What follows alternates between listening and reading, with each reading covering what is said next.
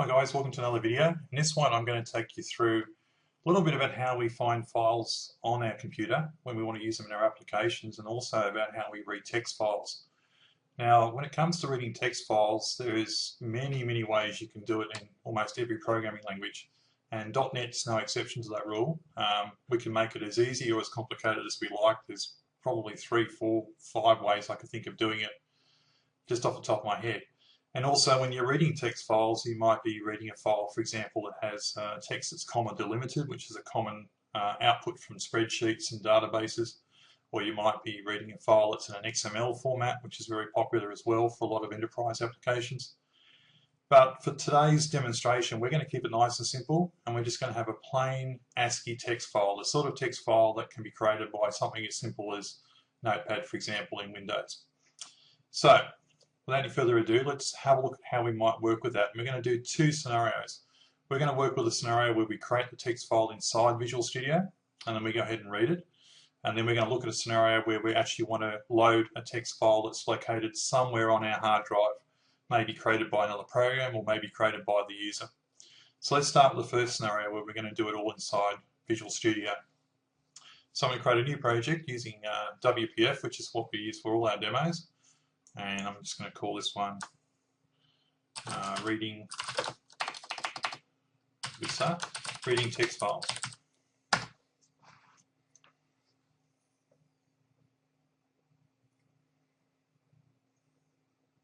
Since this demo is going to concentrate on the code, the UI is going to be very simple. All I'm going to do is just add a button. So it comes back to us. There we go.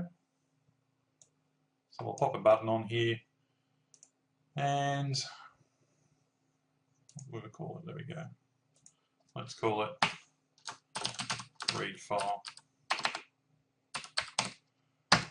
Okay.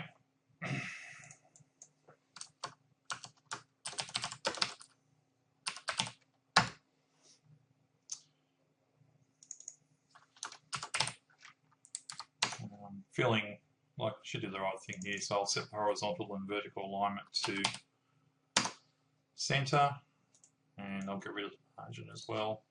And I'll put our button right dead center in the window.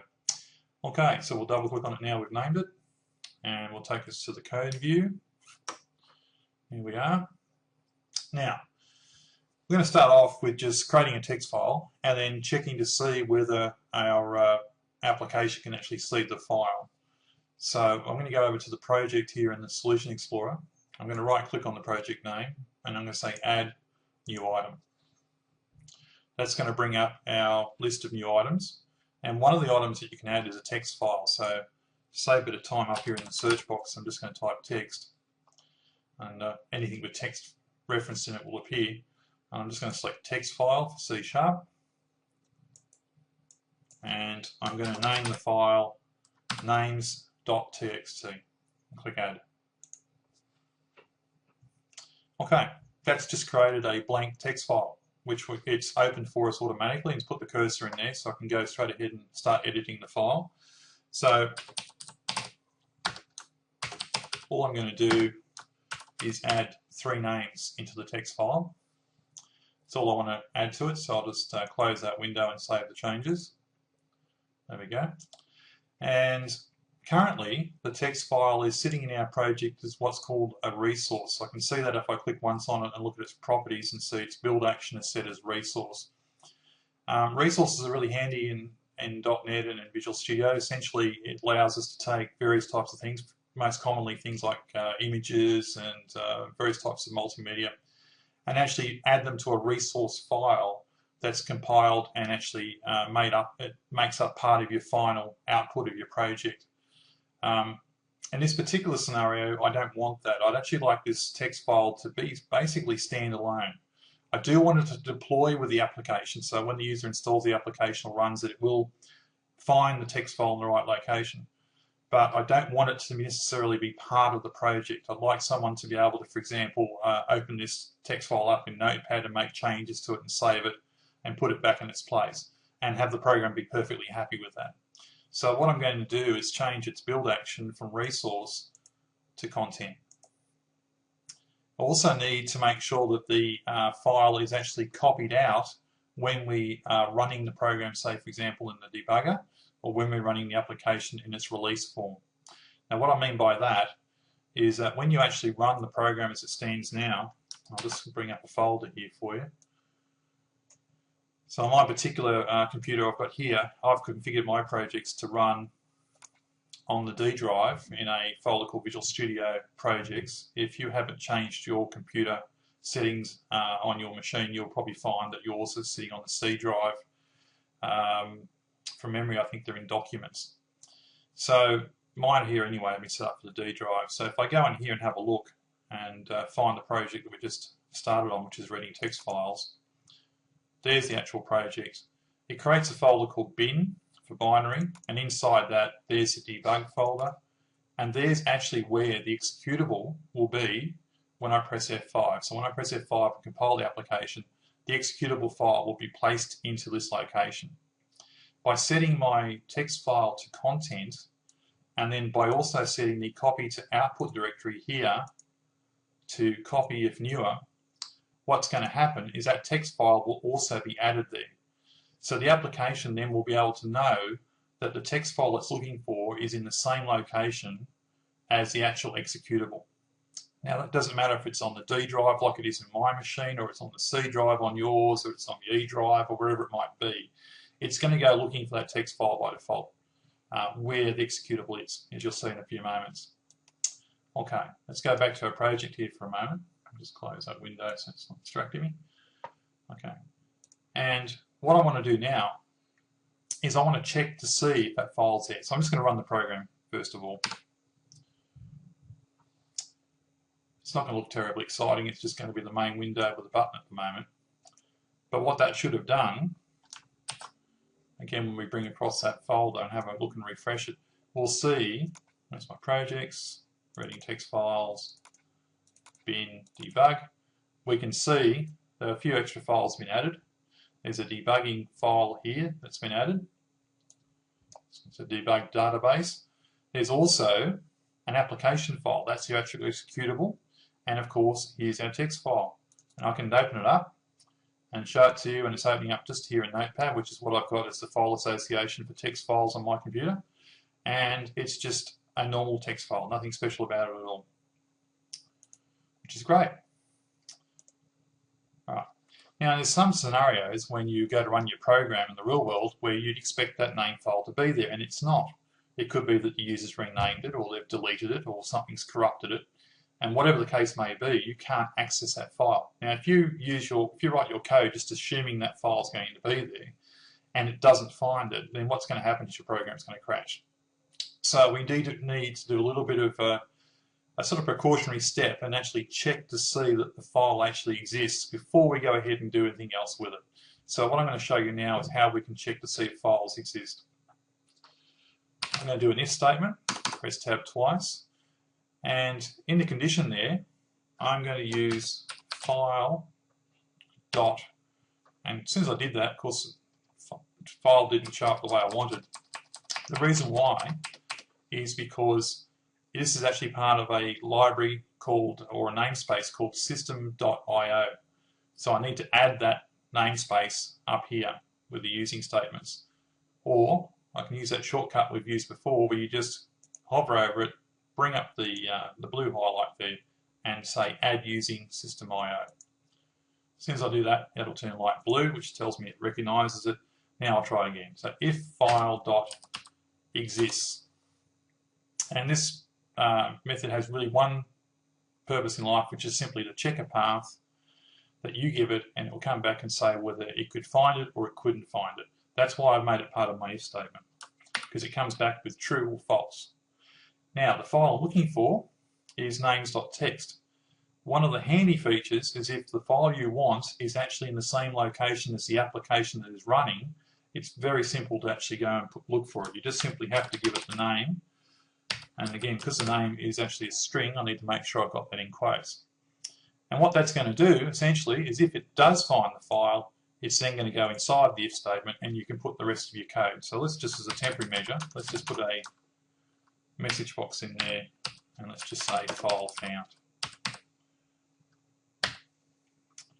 Okay. So once again, we've got our names.txt file. We've set it up as content, and we said that it's to be copied if it's newer. That just means if there's any changes made here, it'll update the file for us. And in my button click event, I'm using the file exists just to check if that file is there. Let's see how we go. So I'll press F5, starts my application, click the button, and it said it found the file for no problem at all, which is excellent. So now that I know the file is actually there and I can see it, I can go ahead and do something with it. This is the part where we come to where we're actually going to read the text file. Now, as I said, there's many ways you can do this in .NET. What I want to do with this demo is I'd like to open the file, read the names in the file, and put those in the computer's memory so I can use them later on in the application. And then close the file because I'm not going to need it after I've got those names read in and they're in the computer's memory. So there is a very easy way to do this in .NET. In fact, when I first discovered this, I was quite put out by it actually, because I didn't know it existed for a few years, and it drove me nuts having to write code the other way. So when I found out about this, it just made things so much simpler, and I think you're going to find it really, really easy to use. I need to open the file, as you said, put them in memory.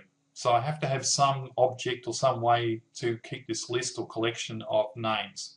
I'm going to use an array. Now, if you don't know what an array is, or you've forgotten about what arrays are, I have got another video on those, so you might want to go back and review that, and then come back to this one after you've seen it.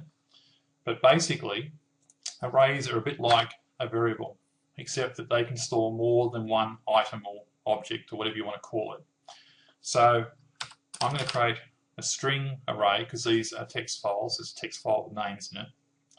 And the way I identify to the computer that it is in fact an array is by putting two square brackets, left and right square bracket. Then after that, I put the name of the array. So I'm going to call mine names. Now, if you've seen previous video on the arrays, you would know that I actually typed a bit more than that when I've used them before, because I actually initialized them by setting up how large they were going to be, and then populating them with a bit of code to actually fill them in with some data.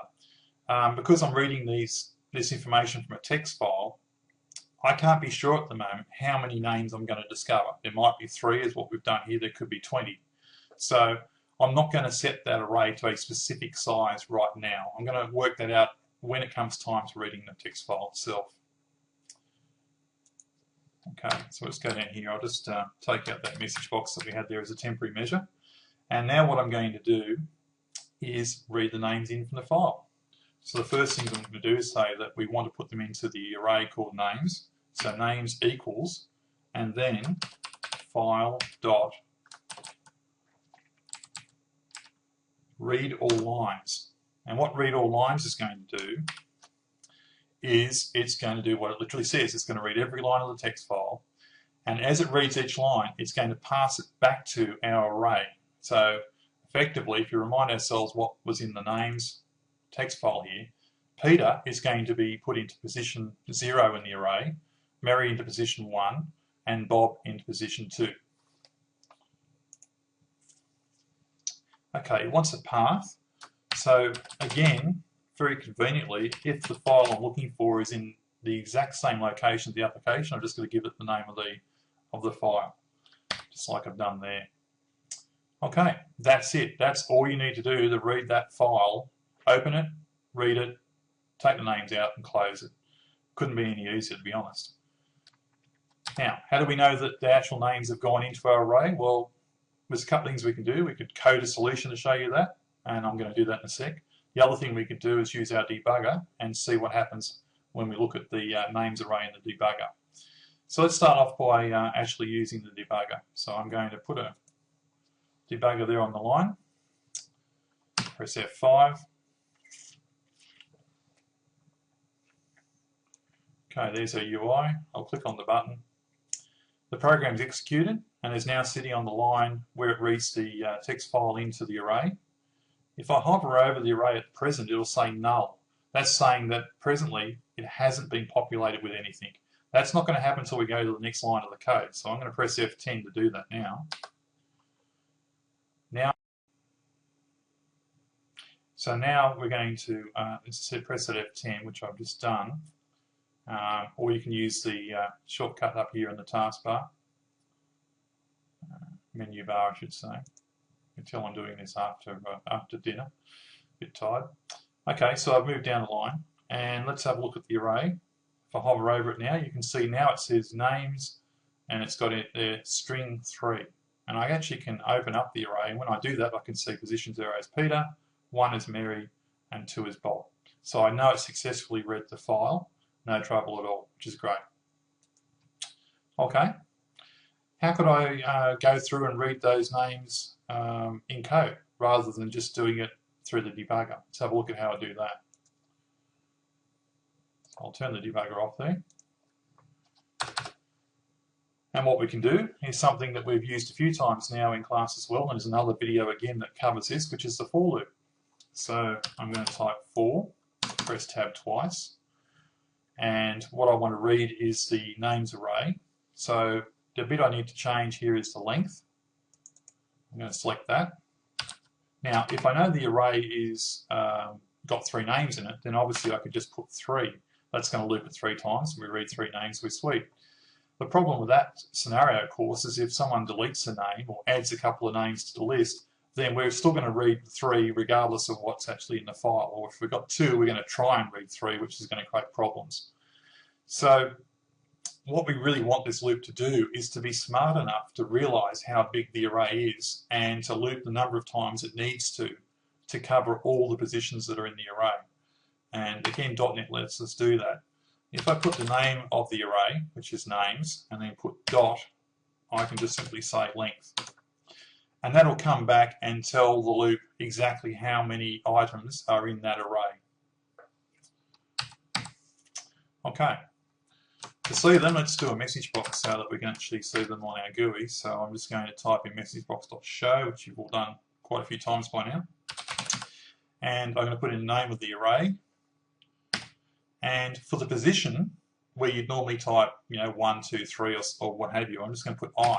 Because if you recall, I is what's being used by our loop. That's what's incrementing every time we loop around, starting at 0 and becoming 1 and 2 and so on. So that's going to take whatever's in that current position and display it in a message box. Because what's in the array is a string, we don't have to do any toString stuff for conversions. It's already a string, so message box is fine with showing it. Okay, that looks pretty good. So let's give that a whirl. I'll press F5. There's our read file button. Click on that. Peter, Mary, and Bob. And of course, it finishes straight after the last one because the loop knows about the size of the array. So that's working really well. Okay, so that's a really common scenario. Let's look at a couple of variations of this just to make you aware of them if you ever need to do these things. Let's say, for example, we don't want our text file in just willy-nilly next to the executable. We'd actually like to put it into a folder so it's a bit more organized. I can do that in my project. I can go up to my project here in the Solution Explorer and I can add a new folder. And let's call that new folder data. So we want to keep all our text files, our data text files in one location. And I'm just going to click and drag my names.txt file into the data folder. It's pretty straightforward.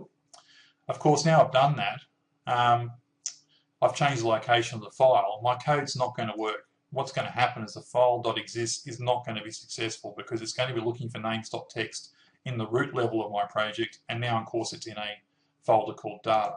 I can check that by just running the application again. And this time, when I click on the read file button, nothing happens because it goes to try and find the file. It's not successful at doing that, so none of the code inside the if statement actually gets run. Alright, so we need to modify the path to our file so that it's looking in data.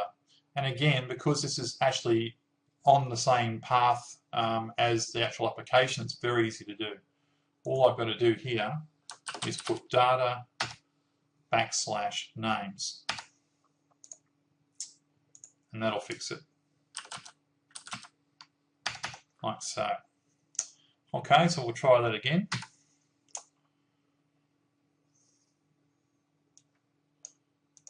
And yep, sure enough, it's now found the file in the data folder and it can read the names. That works great, and in many scenarios that'll be perfectly fine. There is one thing I would probably change, just because it's a maintenance issue if you don't. Normally when you're writing code, if you start repeating yourself over and over again, you want to look at ways to try and reduce that repetition. It's normally what we call refactoring your code. And this path we've got going to our file is a classic example of this. I'm typing in the path twice. Now if I muck it up somehow, for example, if I check for the file called names.txt and then I make a typo and I'm only checking, after I've done that, I actually try and load name.txt, what's going to happen is my program's going to be very unhappy. So we'll try it.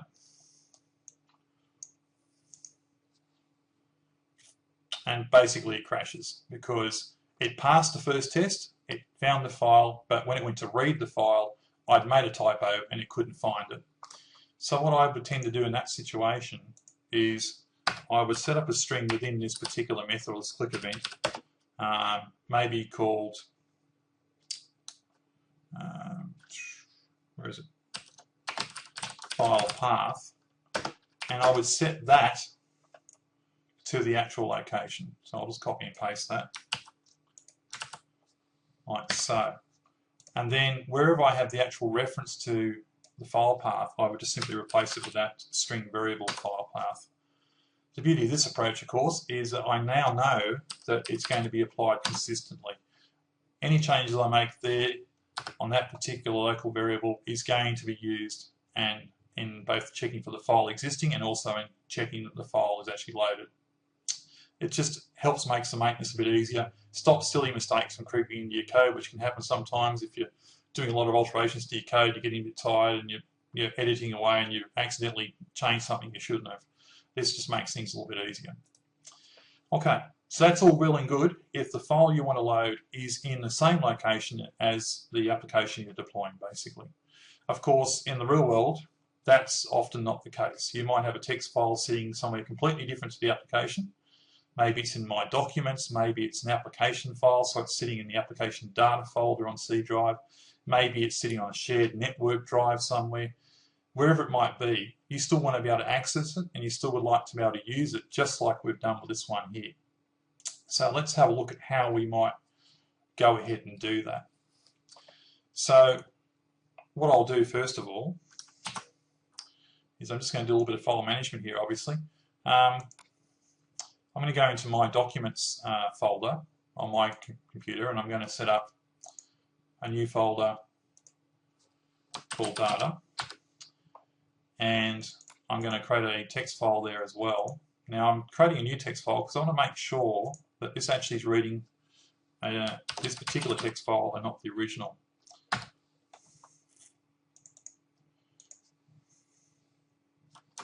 And the reason I'll know is because I'll put different names in it.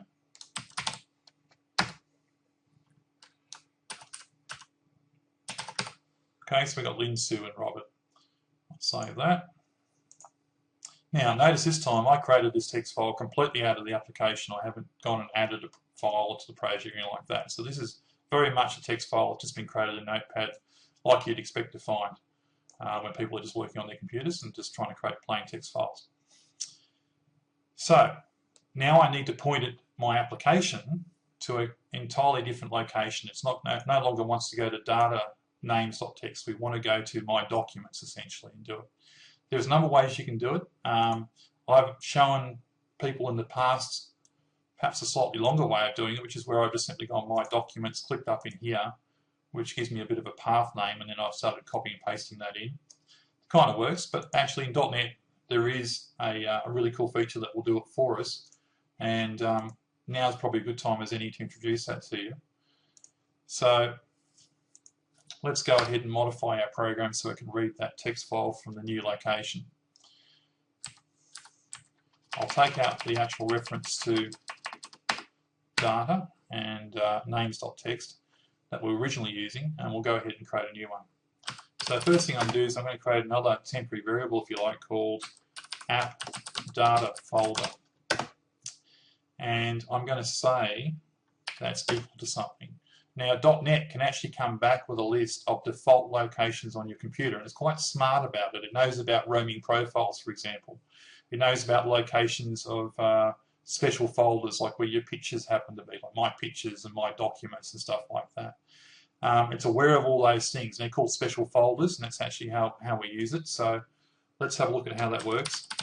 I'm going to type path dot. Oh, actually, no. Before I do that, I'm just going to show you what special folders look like first. So it's environment dot special folder dot, and when I do that, IntelliSense pops up with a whole list. So, for example, if you're looking for an MP3 file, it's not specific to your account. It's been put in a public folder. Then you'd probably look for common music. If I'm looking for some application data, to say this was an actual full-on commercial application or enterprise application we're developing, we might, as part of the installation, create its own data folder specifically for it in the application data folder on C drive. There's the way to get to it there. You can get to the desktop files from here as well if you want to. So you can see there's quite a few folders, beg your pardon, that are already set up for us that we can access. There's a shortcut to go to program files x86 and so on,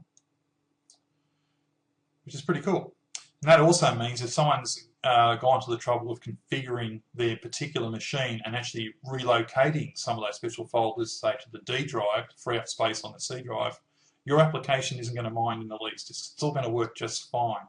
Whereas if we hard-coded it and assumed it was on the C drive, then we can have all sorts of problems when they try and run the program because it's just not going to find the files it wants. Okay, so the one I'm going to use out of that list for this particular demo is my documents. And let's just make it to string for the moment. Okay. I'll just comment the second line for a sec. And in fact, what I might do is just comment all that code because I don't want that running. It's a quick demo I'm doing here. So I'll just comment that for a minute. So what I've done here is I've set up a variable called app data folder, expects a string, and what it's going to get is the path to my documents. Let's do a message box and just see what that looks like. So I'll press F5, read file, and it comes back with personal. So that's actually the path. I know it seems strange, but it actually is. But don't take my word for it, we're actually going to use it. So here's how we're going to do it. I'm going to tell it that I'd like to have basically the longer version of that. Look, the path that we're used to seeing where it starts with C drive and does all that kind of thing. And what I'm going to do is I'm going to go environment.get folder path. So, and then I'll put that special bit inside. And because I'm going to put it inside, I don't need that string bit on. Right. Let's run it again. And what this environment get folder path is going to do for us is translate that rather interesting name of personal and actually put it into a path that we recognize as being the right spot. So C drive uses Daniel documents in my case. Notice it's recognized who's actually the logged in user. So it's actually giving me the logged in user's path, which is fantastic. So if you want to have a program that has separate text files for every user that uses that machine with their own profiles, this is the way you can do it. Okay. Well, that's good, but of course I have to go a bit further now because I don't want to just look in my documents. Remember, I created a folder in my documents called data, and I put the text file in there. So we've got a little bit more work to do. Let's go to the next line where we set up the file path. And I'm going to use another new feature that we haven't looked at before, which is called path.combine. This particular step, there's more than one way to do it, and you probably already figured this out just by using strings and concatenating strings if you can know any better. Path.combine is just a nice tidy way of doing it though. And it's path.combine. And when I do that, IntelliSense basically wants me to add the various parts of the path, and it's going to combine them for me. So the first part is going to be the path to my documents, which, if you recall, we set up as app data folder. So I'll put that straight in there. That gets the C drive, uses my documents. Then the next bit, of course, is the bit that I've added, which is the folder called data and the name of the text file. So I'm going to put a quotes in there because it's a string, and I'm going to say the name of the folder, which was data, and the name of the file, which was names.txt. And I need to put 2 backslashes in there because we're doing a path. The alternative, by the way, between 2 backslashes, if you didn't really like that, was to put an ampersand on the front like that. Never work as well. But since I've been using 2 backslashes like that, I'll keep with it. Now, my computer's got a little bit of ambiguity here on combine, which is to do with my particular machine. So I actually have to declare the entire namespace there. So system IO, there we go. I don't think that'll be a problem for you if you're just using a standard Visual Studio that's got no additional add-ons added to it. Anyway, if it does, just put the system.io on the front and we'll fix it for you. So there we go, we've set the file path. Let's have a look at what the file path looks like. So I'm going to use our message box here and just tell it to show me the file path.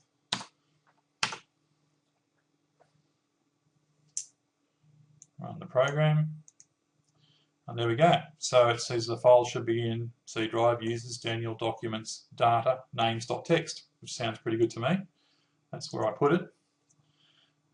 So now we've got the correct path. Remember the steps we did there. First step was to get the My Documents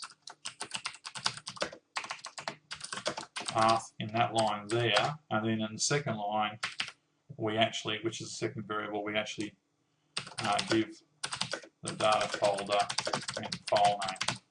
Okay, righto. So now we've done that, we're ready to uncomment our code here, because this code is going to remain the same. All that we've been doing here is just setting a special folder and a special path to it. So let's try it now and see if we get the new names.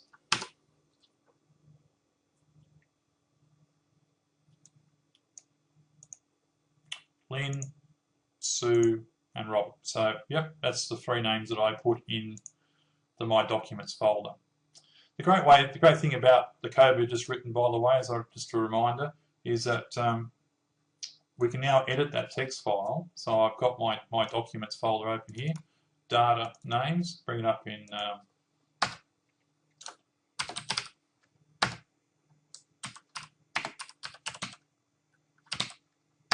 add 2 more names to the list, save my changes, come back here, run the application again.